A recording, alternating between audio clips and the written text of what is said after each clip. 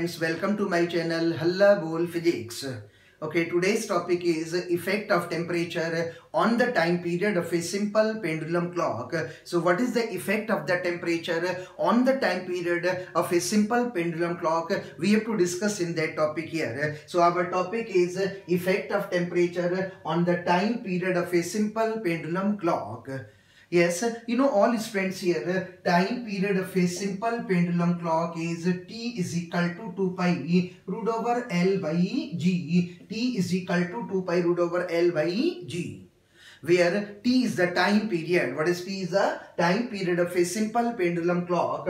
2 pi is a constant term. What is 2 pi? Is a constant term. L is the length of a pendulum clock. What is L? Is the length of a pendulum clock. And G is the acceleration due to gravity. G is the acceleration due to gravity. On the Earth's surface, gravity is constant. On the Earth's surface, gravity is constant. Above the Earth's surface, gravity changes. And below the Earth's surface, gravity changes. Now question is arising here, for which condition there will be neither loss nor gain in time. For which condition there will be neither loss nor gain in time. For which condition there will be loss in time. For which condition there will be loss in time. And for which condition there will be gain in time. There will be gain in time. So all three conditions we have to discuss in a class one by one. With the help of these three diagrams we have taken on the board here. Is a diagram for condition 1, is a diagram for condition 2, is a diagram for condition 3. We will take one by one all three conditions in a class here. Yes, we can take a condition 1 now. We can take a first condition, if temperature is constant. If temperature is constant, yes, length of a pendulum clock will also be constant. You know, if temperature constant, length of a pendulum clock also constant. And if length constant, there will be neither loss nor gain in time. There will be neither loss nor gain in time. So if temperature constant, length also constant, there will be neither loss nor gain in time. Now, in condition number 2, if temperature increases, length of a pendulum clock also increases. Temperature increases, length of a pendulum clock also increases. And if length of a pendulum clock increases, this pendulum will take more time to complete one oscillation. This pendulum will take more time to complete one oscillation. With respect to this, this pendulum will take more time to complete one oscillation. So if pendulum is taking more time to complete one oscillation, if pendulum is taking more time to complete one oscillation with respect to this, yes, there will be loss in time. There will be loss in time. Now, condition number 3, if temperature decreases, length of a pendulum clock also decreases. Length of a pendulum clock also decreases. And if length of a pendulum clock decreases, this pendulum clock will take less time, to complete one oscillation. Yes, this pendulum will take less time to complete one oscillation with respect to this. So if pendulum is taking less time to complete one oscillation, there will be gain in time. So all three conditions are clear now here. If temperature constant, length of a pendulum clock also constant. If length constant, there will be neither loss nor gain in time. If temperature increases, length of a pendulum clock also increases. A pendulum will take more time to complete one oscillation. And if pendulum is taking more time to complete one oscillation, there will be loss in time. And if temperature decreases, length of a pendulum clock also decreases. If length decreases, pendulum will take less time to complete one oscillation. And if pendulum is taking less time to complete one oscillation, there will be gain in time. Now in summer season, temperature increases. So if temperature increases, there will be loss in time. And in winter season, temperature decreases. So if temperature decreases, there will be gain in time. So in summer season, there will be loss in time. And in winter season, there will be gain in time. Now the question is arising here, how to decide loss in time or gain in time. So that part we will take in a class in the next topic. Okay, now we have to discuss loss in time or gain in time. Now question is arising here, how to find out loss in time or gain in time. This will be the part to discuss in a class now here. You know all students here, the time period of a simple pendulum clock T is equal to 2 pi root over L by G. T is equal to 2 pi root over L by G. Now we can simplify this relation. It will come 2 pi into L to the power 1 by 2 into G to the power 1 by 2. So after simplification, that relation is converting into this form. Now we can take log on both sides. What we can take log on both sides. So if we are taking log on both sides, log of T will become equal to log of 2 pi plus log of L to the power 1 by 2 plus log of G to the power minus 1 by 2. Don't be confused here. We are just applying the properties of the log. You know, log x by z is log x plus log y plus log z. You know, log of x y z is equal to log x plus log y plus log z. Yes, it should be clear here. This is in the form of x, y and z. Is in the form of x, y, z. So what is log x by z is log x plus log y plus log z. We are applying the properties of the log. We are applying the properties of the log. Now log x to the power n is equal to n log x is one more properties of the log here. Log x to the power n is equal to n log x, and log x to the power minus n is equal to minus n log x, minus n log x. Now again we can simplify this relation. Yes, it will come log of t is equal to log of 2 pi, log of 2 pi plus.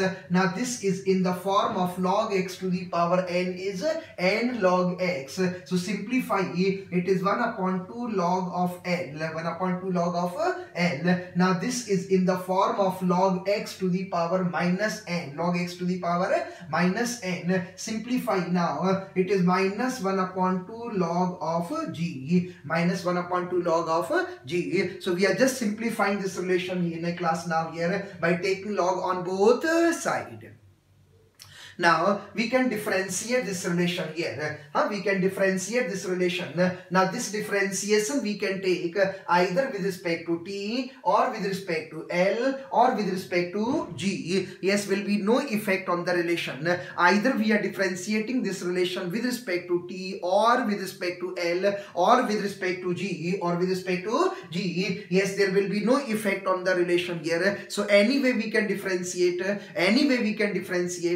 either with respect to t or with respect to L or with respect to g. Suppose we are differentiating this relation with respect to L. We are differentiating this relation with respect to L. So in the second step, we will differentiate this relation. Suppose with respect to L. Suppose with respect to L. Before differentiating, one thing should be clear here. What is differentiation of log x?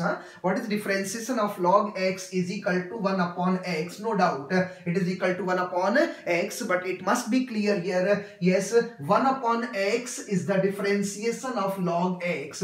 1 upon x is the differentiation of log x. Remaining differentiation of x with respect to x with respect to x will be delta x by delta x, delta x by delta x. Ultimately it will come 1 by x. Here is only one variable is x, so we are differentiating x with respect to x here. So it should be clear here, differentiation of log x is 1 by x. It is the differentiation of log x. Remaining differentiation of x with respect to x is delta x by delta x, which will be cancelled. Ultimately will come 1 by x. It should be clear this differentiation to understand the differentiation of this part here. That is the reason we have taken the differentiation of log x. Now we can differentiate our relation. Suppose with respect to L. Suppose with respect to L. Yes. What is differentiation of log of t, it is 1 upon t. Yes, differentiation of log t is 1 upon t. So 1 upon t is the differentiation of log t. Remaining differentiation of t with respect to L. T with respect to L. Here was only one variable. That is the reason we have to differentiate x with respect to x. But here variables are more than one. Variables are more than one. So differentiation of log t is 1 upon t. Differentiation of log t is 1 upon t is the differentiation of log t. Remaining differentiation of t with respect to L. T with respect to L will be delta t by delta L. Delta t by delta L is equal to, what is differentiation of a constant term will be 0. Differentiation of a constant term will be 0 plus it is 1 upon 2. Now the differentiation of log L is 1 by L. Differentiation of log L is 1 by L. It is the differentiation of log of L. Remaining differentiation of L with respect to L will be delta L by delta L. Delta L by delta L minus 1 upon 2 into differentiation of log of G is 1 upon G. Differentiation of log G is 1 upon G. Remaining differentiation of G with respect to L. G with respect to L. It is delta G by delta L. Delta G by delta L. So suppose we are differentiating our relation with respect to L. After differentiating, a relation is converting into that form. Converting into that form. Delta L will be cancelled. Delta L will be cancelled. Yes. So delta t by t will become equal to 1 upon 2 delta L by L minus 1 upon 2 delta G by G. So after simplification, a relation is converting into that form here. What is this here now? Is the fractional change in time period. Is the fractional change in time period. Is the fractional change in length. Fractional change in length. And is the fractional change in gravity. Fractional change in gravity. You know, all students here, fraction means change in dimension by original dimension. Change in dimension by original dimension. Change in dimension by original dimension. Change in dimension by original dimension. Now third step, multiplying by 100 on both sides. Multiplying by 100 on both sides. So if we are multiplying by 100 on both sides, a relation will converting into delta t by t into 100. This is equal to 1 upon 2 delta L by L into 100 and is minus 1 upon 2 delta G by G into 100. So third step we have taken on the board here, multiplying by 100 on both sides. A relation is converting into percentage change. A relation is converting into percentage change. Is the percentage change in the time period. This is the percentage change in length. Here is the percentage change in gravity. Percentage change in gravity. So what is coming here? Delta t by t into 100. This is equal to 1 upon 2 delta L by L into 100 minus 1 upon 2 delta G by G into 100. This is the percentage change in time period. Is the percentage change in length. Is the percentage change in gravity. Percentage change in gravity. Now gravity is constant on the earth surface. So gravity is equal to constant on the earth surface. Delta G will be equal to 0. Delta G will be equal to 0. So delta G upon G will also be 0. And delta G upon G into 100 will also be 0. Will also be 0. So gravity on the earth surface is constant. Delta G 0. Delta G upon G is also 0. And delta G upon G into 100 is also 0. This value we can put here now. What will come? Delta t by t into 100. This will be equal to 1 upon 2 delta L by L into 100. This is the percentage change in time period, and here is the percentage change in length. Percentage change in length. Now, you know, percentage change in length we already discussed in the beginning of a thermal expansion chapter, same chapter. Delta L by L into 100 is equal to, it is alpha delta t into 100 is the percentage change in length. Is the percentage change in length for one dimensional expansion is alpha delta t into 100. Alpha is the coefficient of linear expansion of a pendulum clock. Alpha is the coefficient of linear expansion of a pendulum clock, and this delta t is the change in temperature. Delta t is the change in temperature. So in place of that, we can take this value here. What will come? Delta t upon t into 100. This value will become equal to 1 upon 2 alpha delta t into 100. This is the percentage change in the time period. Is the percentage change in the time period of a simple pendulum clock. A simple pendulum clock. This delta t is the change in temperature. This delta t is the change in temperature. Here delta t upon t into 100 is the percentage change in the time period. Percentage change in the time period. Now cancel 100. Cancel 100. A relation will converting into delta t by t is equal to 1 upon 2 alpha delta t. So if we are cancel 100, a relation is converting into that form. What is this delta t by t? Is a fractional change in time period. Fractional change in time period. So fractional change in time period is 1 upon 2 alpha into delta capital T is the change in temperature. Is the change in temperature. Now cross multiplication. Yes, cross multiplication will give the result delta t is equal to 1 upon 2 alpha delta t into small t. So after cross multiplication, a relation is converting into this. What is delta t? Is the change in time period.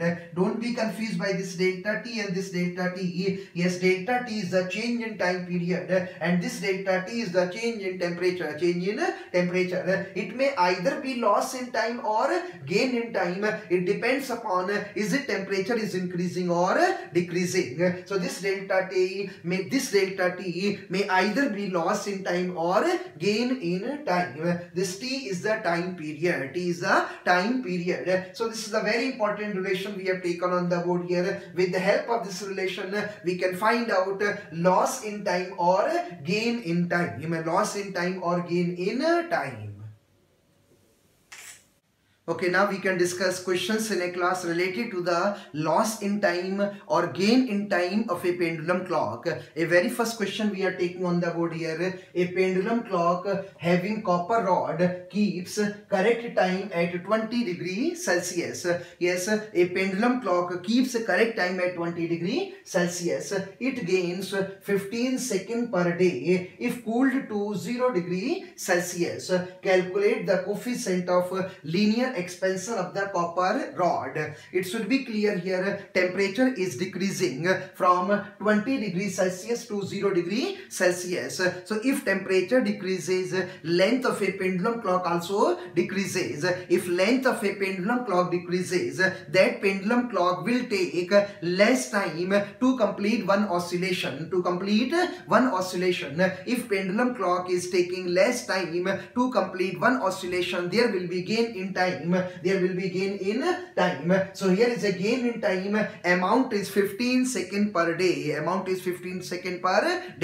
Yes, one relation we have discussed in a class will now be helpful to solve our question here. Yes, delta t is equal to 1 upon 2 alpha into delta t into small t. Yes, this relation will now be helpful to solve our question here. Now in this question, delta t is the gain in time. In time. 1 upon 2 alpha. Alpha is the coefficient of linear expansion. Which is required. And this delta t is a change in temperature. This change in temperature should be positive. And what is small t? Is the time period. Now we can put the data here. What is delta t is equal to? Yes, gain in time is 15 seconds. Gain in time is 15 seconds is 1 upon 2 alpha is unknown. What is change in temperature? Should be positive. So positive value will be 20 minus 0. And what is time period is per day.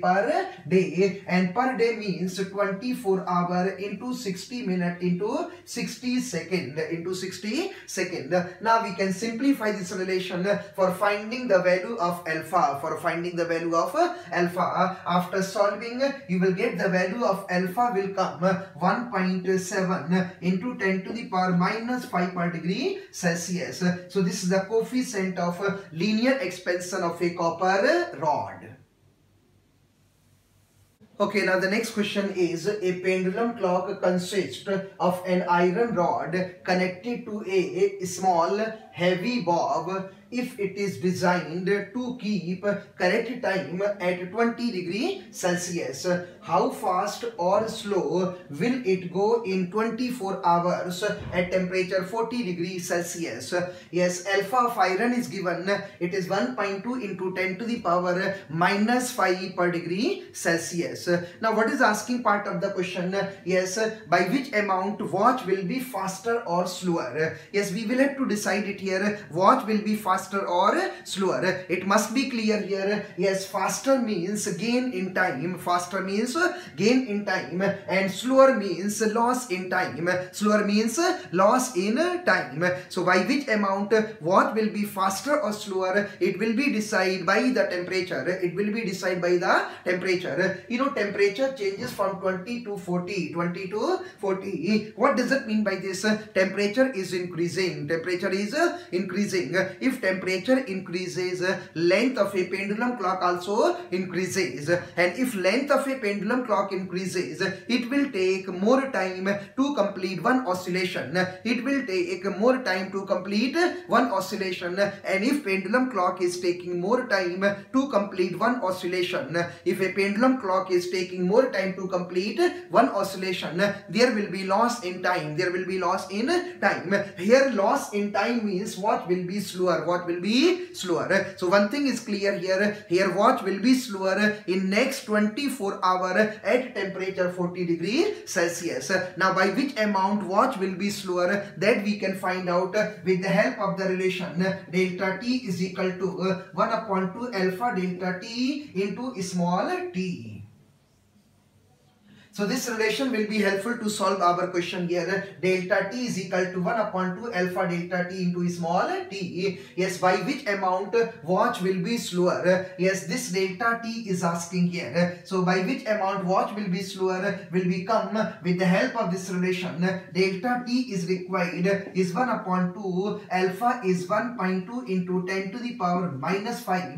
What is change in temperature? Always positive. Change in temperature always positive. It is 40 minus 20. 40 minus 20 into time period. Yes, 24 hour. In 24 hour. So 24 hour means 24 hour into 60 minute into 60 second. Now we can simplify this relation for finding the value by which amount watch will be slower. By which amount watch will be slower. Yes, it will come with the help of the relation delta T is equal to, yes, this value will come nearly 10.4 second. 10.4 second. So in this question, if the temperature changes from 20 to 40 °C, a watch will be slower by amount 10.4 second. By amount 10.4 second.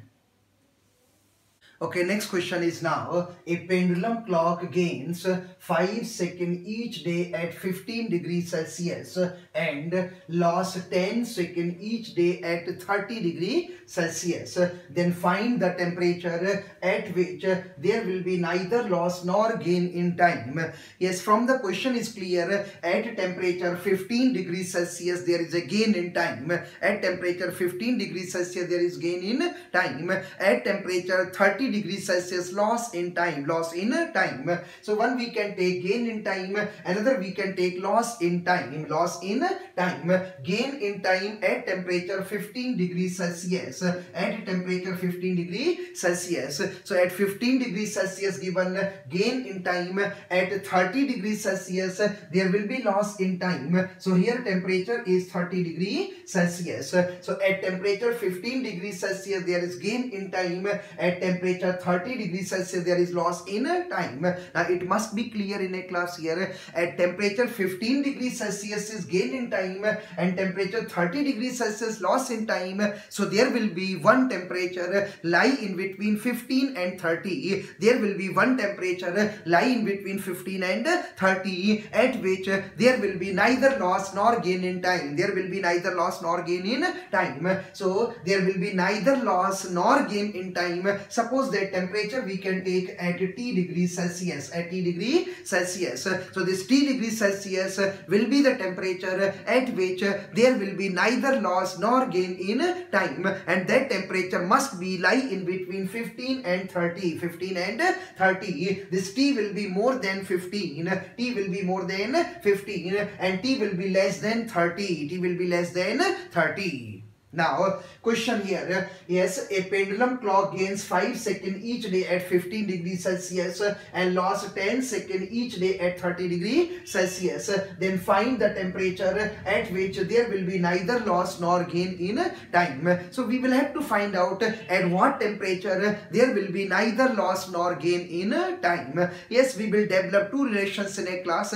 One relation for gain in time and one more relation for loss in time. Loss in time. With the help of the part which we already discussed in a class here will now be helpful. Yes, for gain in time. For gain in time. Okay, for gain in time, what is the value of delta t is equal to 1 upon 2 alpha delta t into small t. Yes, everybody know here that relation we discussed in our class here. Delta t is equal to 1 upon 2 alpha delta t into small t. This delta t will be the gain in time. The value of the gain in time is clearly mentioned. It is 5 seconds. It is 5 seconds. So the value of gain in time is equal to 5 seconds is equal to 1 upon 2 alpha. Alpha in a question is not given. Alpha is an unknown value. Yes, we can take alpha. What is change in temperature? Always positive. Change in temperature always positive. This value will be T minus 15. T minus 15 at 15 degrees Celsius gain in time, and T is the temperature at which there will be neither loss nor gain in time. T will be more than 15. T will be more than 15, and this delta T must be positive. Must be positive. So will be positive only whenever it is T minus 15 into time period is T. Time period is T per day. Per day. Clearly mentioned here each day. Each day. So this T is the time period per day. So the relation number 1 we can take it now here. It is for the gain in time. For the gain in time. Now we can take here one more relation for the loss in time. For the loss in time. So for loss in time. For loss in time, what is delta t is equal to 1 upon 2 alpha into delta t into small t. Yes, this relation will now be helpful to discuss a part now here. Delta t is 1 upon 2 alpha delta t into small t. What is delta t is the loss in time, and the value of the loss in time is 10 second. Is 10 second. So this delta t is 10 second is 1 upon 2. Alpha is unknown value, and change in temperature should be positive. Should be positive, and it will be positive only whenever this value is 30 minus t. Delta t is 30 minus t. 30 is more than t. 30 is more than t. So it is 30 minus t into small t. Small t is the time period. Is supposed to be taken as relation number 2. Now, what we can do it here, if we are dividing these two relations here, if we are dividing these two relations, alpha will be cancelled. Alpha will be cancelled. Small t will also be cancelled. We will get the value of capital T. So we can divide these two relations 1 divided by 2. 1 divided by 2 for finding the value of capital T. Capital T is the temperature at which there will be neither loss nor gain in time. So we can divide these two relations. Suppose 1 divided by 2. 1 divided by 2. Okay, now 1 divided by 2. 1 divided by 2. Yes, 1 divided by 2, 5 is equal to 1 upon 2 alpha into what is change in temperature is T minus 15, time period is small t. Yes, 5 divided by 10 here on the right hand side, this divided by 1 upon 2 alpha into 30 minus t into small t. So we are dividing 1 by 2, 1 by 2. Yes, alpha will be cancelled, small t will also be cancelled. Now in this relation there is only one unknown data, that is capital T. So we can simplify this relation. After simplification you will get the value of capital T, and the value of capital T will come 20 degree Celsius. So capital T is equal to 20 degrees Celsius. This is the temperature at which there will be neither loss nor gain in time. There will be neither loss nor gain in time. Okay, now the next question is, a pendulum clock gives correct time at 20 degrees Celsius at a place where gravity is 9.8 meter per second square. The pendulum consists of a light steel rod connected to a heavy ball. It is taken to a different place where gravity is 9.788 meter per second square. At what temperature it will give correct time? It will give correct time. Alpha of steel is given 12 into 10 to the power minus 6 per degree Celsius. So this is the question. We will have to solve our question in a class here. Yes, tell me now. At temperature 20 degrees Celsius it give correct time. At temperature 20 degrees Celsius it will give correct time. At what temperature? At what another temperature it will give correct time? It will give correct time. Suppose this is the temperature T. Suppose this is the temperature T. So T is the temperature at which there will be neither loss nor gain in time. There will be neither loss nor gain in time. So there are two temperatures we are taking here at which a pendulum clock will give correct time. One temperature is 20 degrees Celsius. Another temperature is suppose T degrees Celsius. Suppose T degree Celsius. So T is the temperature at which there will be neither loss nor gain in time. So if temperature changes from 20 to T degrees Celsius, temperature changes from 20 to T degree Celsius, time does not change. Time does not change. That is the reason we are saying here, yes, time is constant. Time is constant. So if time is equal to constant, time is equal to constant, delta T will be 0. Delta T will be 0. What is delta T 0 means? Delta T upon T will also be 0, or delta T upon T into 100. This value will also be 0%. Will be 0%. So at what temperature it will give correct time? So correct time means either temperature is 20 degrees Celsius or temperature is 3 degrees Celsius. Time does not change. Time does not change. So time is constant. Delta T is 0. Fractional time is constant. Delta T 0, delta T upon T 0, or delta T upon T into 100 is also 0. Yes, as we have discussed one important relation in our class here, delta T upon T into 100, this is equal to 1 upon 2 delta L by L into 100 minus 1 upon 2 delta G upon G into 100. This will be the required relation by which we will solve our question here. Is the percentage change in the time period, is the percentage change in the length, and this is the percentage change in the gravity. Now, according to the question, this value will become 0. This value will become 0. So, what will come here? 1 upon 2 delta L by L into 100 is equal to 1 upon 2 delta G upon G into 100. Yes, we can simplify this value will be 1 upon 2 cancel. 100 also cancel. What is the value of delta L by L? Is the fractional change in length. Fractional change in length, and the value of the fractional change in length is alpha delta T. Alpha delta T. This part we discussed already in the beginning of the same chapter, thermal expansion. Fractional change in length is alpha delta T is equal to delta G by G. This will be the very important relation to solve our question here. So alpha delta T is coming delta G upon G. With the help of this relation, we will solve our question in a class now here.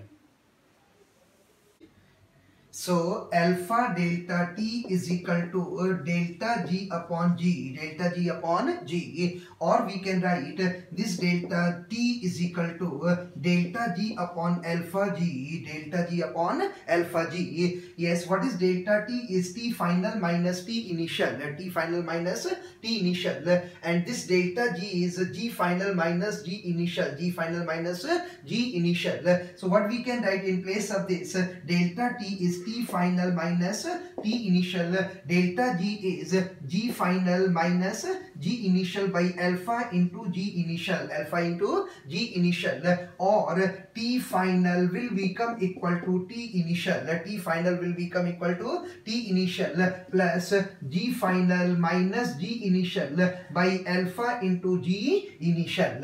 Now we can put the values here to find out the final temperature. To find out the final temperature, temperature changes from 20 to T final. Temperature changes from 20 to T final.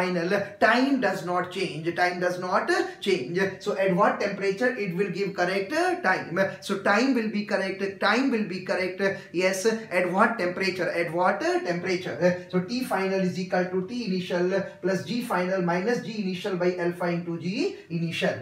T final is required. What is T initial is equal to 20 plus what is G final is 9.788 minus 9.8 divided by alpha. Alpha is equal to 12 into 10 to the power minus 6, and what is G initial is 9.8. Now we will have to simplify this relation to get the value of T final. To get the value of T final, yes, T final is equal to 20 minus, after solving this value will come negative. It is 102, is nearly 102, or we can simplify T final will come nearly minus 82 degrees Celsius, minus 82 degrees Celsius. So this is the temperature at which a pendulum clock will give a correct time. So there are two temperatures we are taking here at which a pendulum clock will give correct time. One temperature is 20 degrees Celsius, another temperature is minus 82 degrees Celsius, when the gravity changes from 9.8 to 9.788 meter per second square.